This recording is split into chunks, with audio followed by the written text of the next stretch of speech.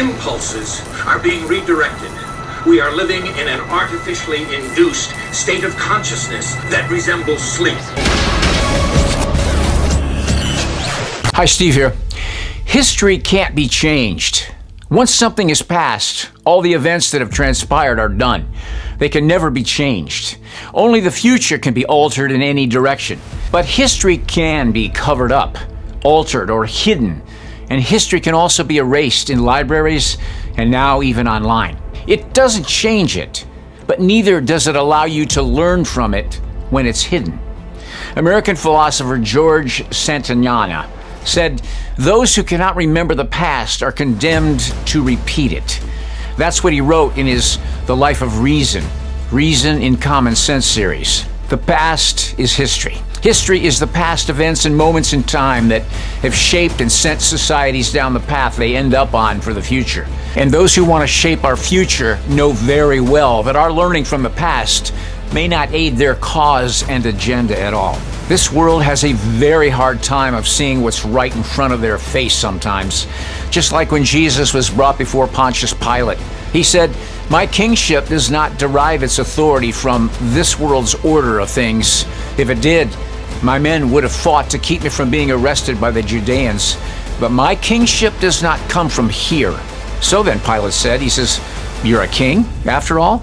Jesus said, "You say I am a king. The reason I have been born, the reason I have come into the world is to bear witness to the truth. Everyone who belongs to the truth listens to me." Pilate says, "What is truth?" Jesus already answered that when he prayed to God the Father for his disciples and those who would believe on him. And he said, "Set them apart for holiness by means of the truth. Your word is truth." Think about it. Once you start waking up from the hypnotic trance of the official lie, the word "they" is often used to lay blame on the perpetrators. This is usually followed by the question, who are they? According to ancient history, religion, mythology, and occult tradition, they are not human, and they have been manipulating humanity from the shadows for millennia. The Gods of Eden by William Bramley does an excellent job of tracing this back through all of recorded history. But let's just start from the late 19th century. Just over a century ago, it was known that giants with red hair and double rows of teeth once inhabited America. These 9-foot-tall giants were written about casually in 1874 by Abraham Lincoln. A few years later, the Smithsonian Institute began confiscating giant mummies and skeletons by the thousands. In 1886, the exclusive Jekyll Island Club was founded and built upon an ancient burial site of the Timucua tribe, who were said to be giants. In 1910, the Federal Reserve banking conspiracy was hatched on Jekyll Island between the Rothschild banking dynasty and the Rockefeller family, whose cabin there was known as Mound Cottage and said to have been built upon a sacrificial altar. These powerful families worked together to hide the truth of our mysterious past, and they built a modern society with poison to keep us dumb and lies to keep us confused.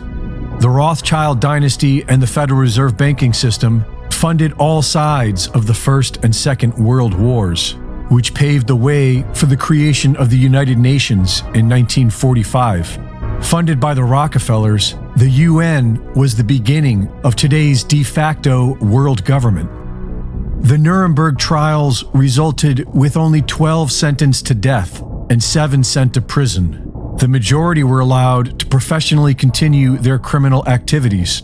Nazis who were tried for medical experiments involving cruelty and murder were later brought into Big Pharma through Operation Paperclip, and an entire team of Nazi rocket scientists were brought in to start NASA.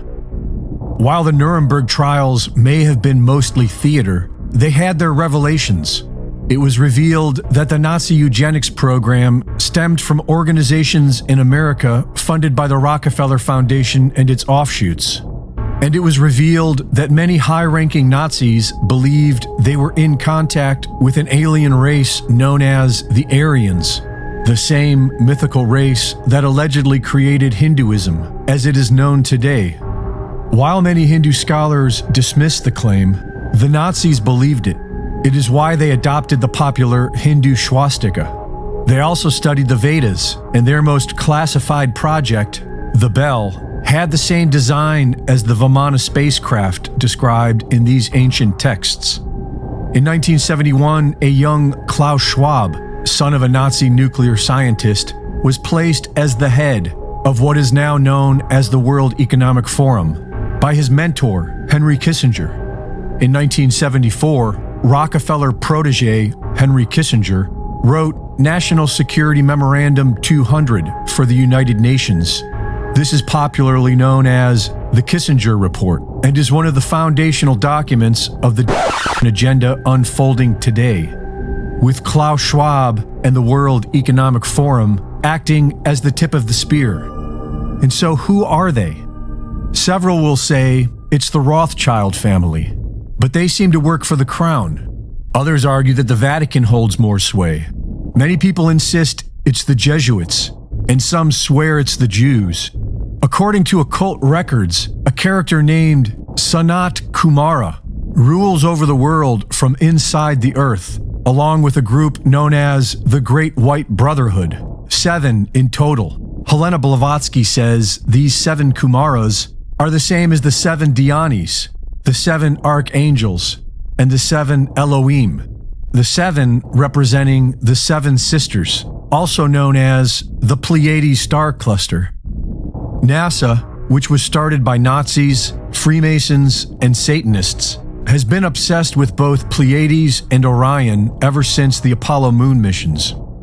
According to hundreds of alien abductees, that is where most aliens claim to be from. 2 different factions, one to help liberate humanity and the other to enslave us. It is the oldest story on Earth, good versus evil, the darkness and the light, the white hats and the black hats.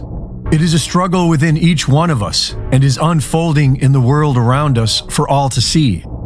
A more beneficial inquiry might be, who am I? But either way, do not be surprised if the fake alien invasion features real aliens.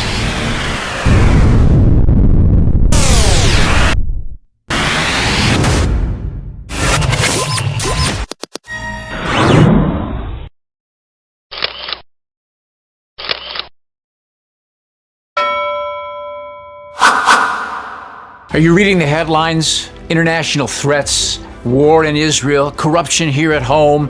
When will it end? The trouble is, it might end in disaster. And when the future is unstable, access to food can be limited.